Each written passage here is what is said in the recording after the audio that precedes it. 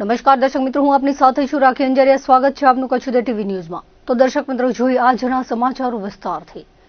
માધાપર, કુકમા અને મુન્દ્રામાં માત્ર 18,000નો ગાંજો મળી આવ્યો હતો. પૂર્વ કચ્છમાં પોલીસ દ્વારા લાખોના માદક પદાર્થના જથ્થાને ઝડપી પાડવામાં આવે છે, ત્યારે પશ્ચિમ કચ્છમાં પણ પોલીસે પોતાની હાજરી પુરાવી છે. ડીજીપી જીએસ મલિકે ચાર્જ સંભાળતાની સાથે એક્શન લેવાનું શરૂ કર્યું છે. તેમણે સ્પષ્ટ આદેશ કર્યો છે કે દરેક પોલીસ સ્ટેશનને ડ્રગ્સના કેસ કરવા પડશે. ડીજીપીના આદેશને ધ્યાનમાં રાખીને ગઈકાલે એક દિવસમાં પશ્ચિમ કચ્છ પોલીસે ડ્રગ્સના 5 કેસ કર્યા છે, જેમાં એસઓજીએ કુકમા 3 રસ્તા પાસેથી 30,000ના ગાંજા સાથે ભુજના શખ્સને ઝડપી લીધો હતો, જેમાં અંજારના અલ્તાફની સંડોવણી સામે આવી હતી. આ સિવાય જોવા જઈએ તો માધાપર પોલીસે પોલીસ ચોકી પાસે જ કેસ કર્યો હતો, જેમાં લાખોદમાં રહેતા અને ચોકીદાર તરીકે નોકરી કરતા હરજીભાઈ દેવજીભાઈ હાલાઈ પાસેથી 11,950નો 239 ગ્રામ ગાંજો પકડ્યો હતો. જ્યારે પદ્ધર પોલીસે કુકમા ગામે રહેતા અને પદ્ધર પોલીસના ચોપડે ચડી ચૂકેલા સલેમાન બાફણ પાસેથી 1,600 રૂપિયાનો 32 ગ્રામ ગાંજો પકડાયો હતો. રાજ્ય સરકાર દ્વારા કચ્છને વધુ એક ભેટ મળેલ છે. મુખ્યમંત્રી ભૂપેન્દ્રભાઈ પટેલે 37 ઇન્ટિગ્રેટેડ શાળાઓના હુકમ જિલ્લા શિક્ષણ અધિકારી સંજય પરમારને ઇનાયત કર્યા હતા. જિલ્લા શિક્ષણ અધિકારીએ જણાવ્યું હતું કે અગાઉ 11 તેમજ બુધવારે 37 મળીને કુલ 48 માધ્યમિક શાળાઓની ફાળવણી કરવામાં આવી છે, જેમાં ભુજ તાલુકામાં 7, માંડવી અને મુન્દ્રા તાલુકામાં 1, લખપત તાલુકામાં 3, નખત્રાણા તાલુકામાં 8, અબડાસા તાલુકામાં 8, અંજાર તાલુકામાં 3, ગાંધીધામ તાલુકામાં 1, ભચાઉ તાલુકામાં 6, રાપર તાલુકામાં 9 શાળાઓ મળી છે. શાળાઓ વિશે વિગતે જણાવ્યું હતું કે આ પ્રકારની શાળાઓમાં ધોરણ 1 થી 12 સુધી બાળકો અભ્યાસ કરી શકશે. પ્રાથમિકના અભ્યાસ બાદ અન્યત્ર જવું પડશે નહીં, જેથી વાલીઓને સંતાનોના અભ્યાસ માટે સરળતા થઈ જશે. વળી માધ્યમિક શાળામાં મળતી તમામ સુવિધાઓ જેમ કે સ્ટેમ લેબ, સ્માર્ટ ક્લાસ, રમતગમતના સાધનો વગેરેનો લાભ ઇન્ટિગ્રેટેડ શાળાઓને મળશે. મુખ્યમંત્રી શ્રીનો આભાર માનતા તેઓએ જણાવ્યું હતું કે કચ્છમાં તાલુકાઓ વચ્ચેનું ભૌગોલિક અંતર વધારે હોય, નવી શાળાઓ મળવાથી ડ્રોપ આઉટ રેશિયો પણ ઘટશે. કન્યાઓનો અભ્યાસ પણ નિર્વિઘ્ને ચાલુ રહેશે.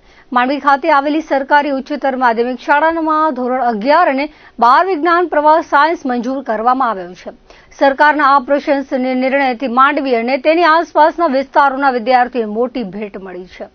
અત્યાર સુધી માંડવીમાં વિજ્ઞાન પ્રવાહમાં એડમિશનથી વંચિત રહી જતા સ્થાનિક વિદ્યાર્થીઓને સરળતાથી ઘર આંગણે જ પ્રવેશ મળી રહેશે.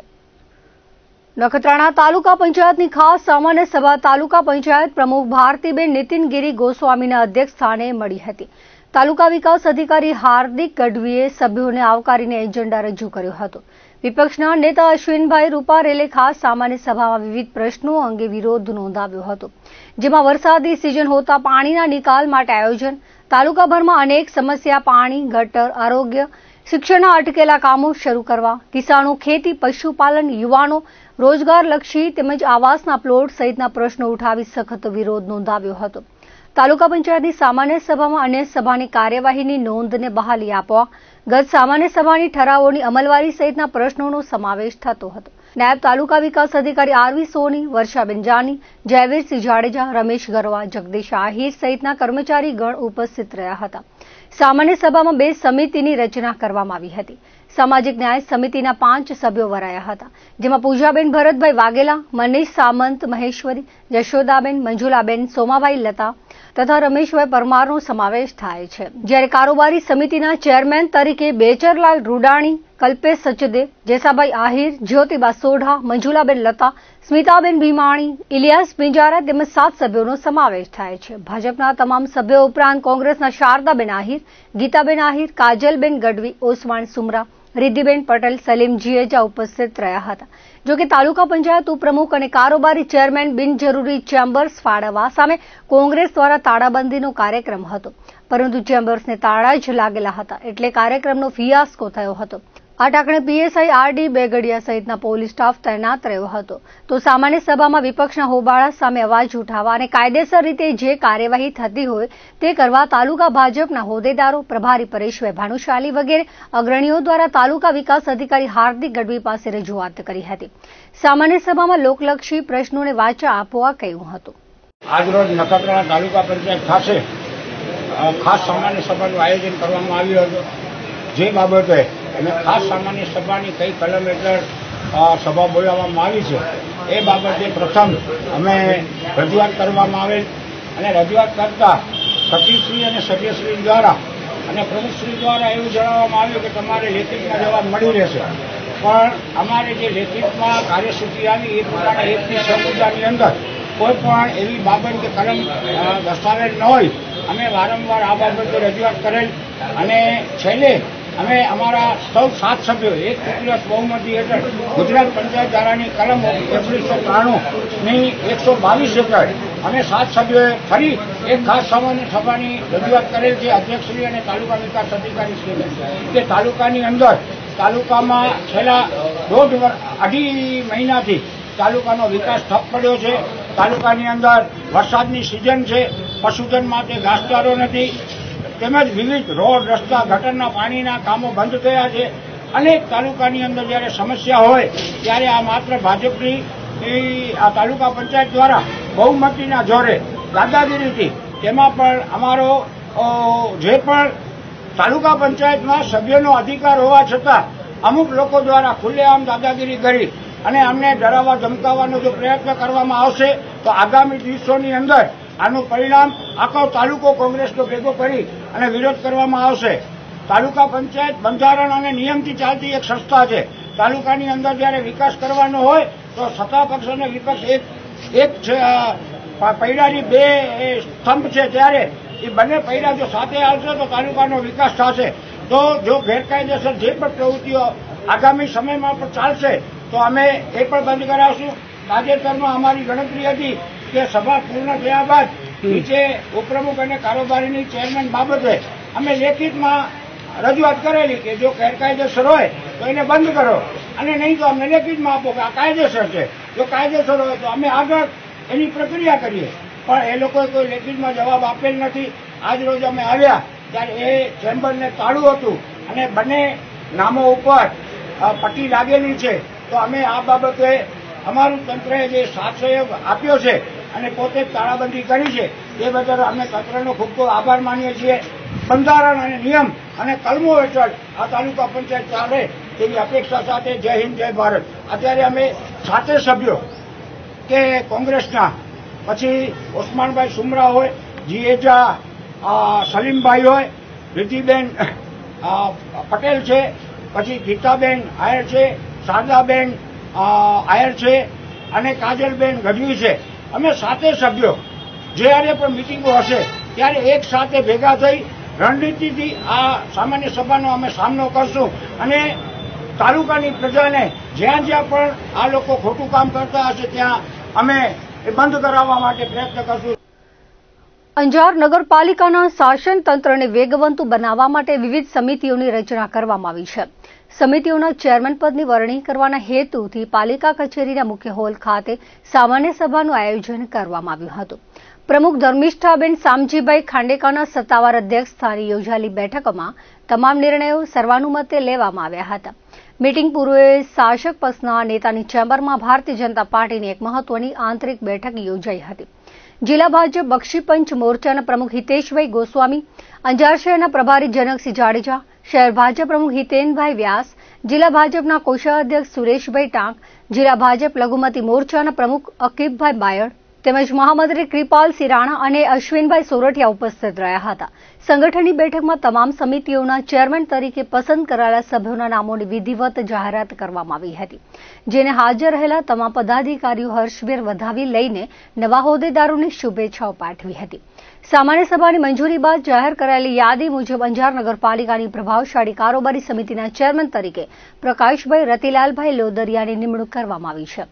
આ ઉપરાંત જાહેર બાંધકામ સમિતિના ચેરમેન પદે નિલેશગીરી મોરારગીરી ગોસ્વામી, જાહેર આરોગ્ય સમિતિમાં તેજપાલભાઈ એમ લોચાણી, વોટર વર્કર્સ સમિતિના ચેરમેન તરીકે અમિતભાઈ જયસુખલાલભાઈ વ્યાસ તેમજ લાઇટ એન્ડ ગાર્ડન સમિતિના ચેરમેન તરીકે અલ્પેશભાઈ રમેશભાઈ દરજીની વરણી કરાઈ છે.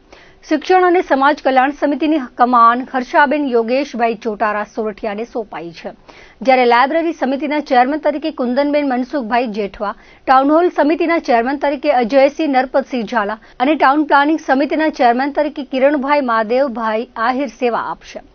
ગુમાસ્તા ધારા સમિતિના ચેરમેન પદે સંદીપાબેન વસંતભાઈ સાકરિયા, સુવર્ણ જયંતિ શહેરી વિકાસ યોજના સમિતિમાં આનંદભાઈ વિજયભાઈ પલણ, નગર સમુદાય વિકાસ યોજના સમિતિમાં ડાયાલાલભાઈ મડવી, ડિઝાસ્ટર મેનેજમેન્ટ સમિતિમાં જયેશભાઈ બલદાણિયા તથા સામાજિક ન્યાય સમિતિના ચેરમેન તરીકે તારાબેન પ્રકાશભાઈ રોસિયાની સર્વસંમતિથી વરણી કરાઈ છે.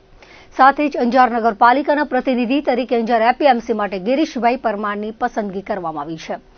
મહત્વપૂર્ણ વરણી પ્રક્રિયાની બેઠકમાં નગરપાલિકાના પ્રમુખ ધર્મિષ્ઠાબેન ખાંડેકા, ઉપપ્રમુખ પરેશભાઈ માલસત્તર, કારોબારી સમિતિના ચેરમેન પ્રકાશભાઈ લોદરિયા, શાસક પક્ષના નેતા આશિષભાઈ ઉદવાણી અને દંડક ગિરીશભાઈ પરમાર ખાસ ઉપસ્થિત રહ્યા હતા.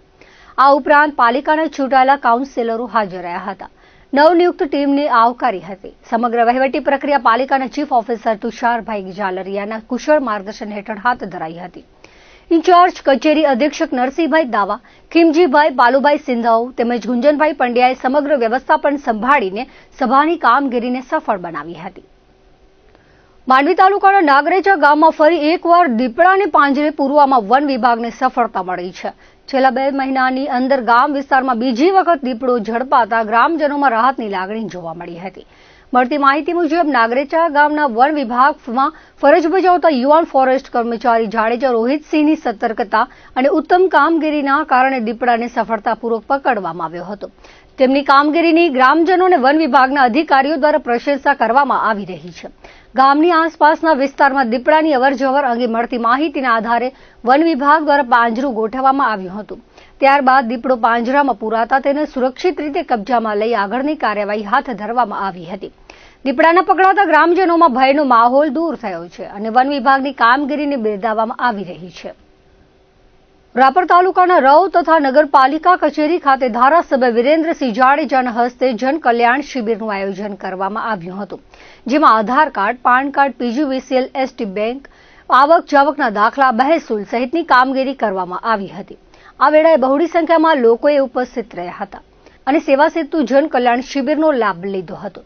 કાર્યક્રમમાં ધારાસભ્ય વિરેન્દ્રસિંહ બહાદુરસિંહ જાડેજા, વિનુભાઈ થાનકી, પરબતભાઈ કારોત્રા, તાલુકા પંચાયત પ્રમુખ રાજેશ ઢીલા, મામલતદાર એચબી વાઘેલા, તાલુકા વિકાસ અધિકારી ખોડુબા વાઘેલા વગેરે ઉપસ્થિત રહ્યા હતા.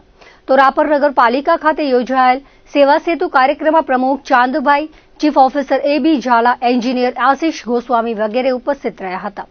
યોજાયેલ જન કલ્યાણ શિબિરમાં તમામ વિભાગોના કર્મચારીઓ ઉપસ્થિત રહ્યા હતા. સંચાલન મધુભા વાઘેલા અને આભાર વિધિ ચીફ ઓફિસર એબી ઝાલાએ કરી હતી.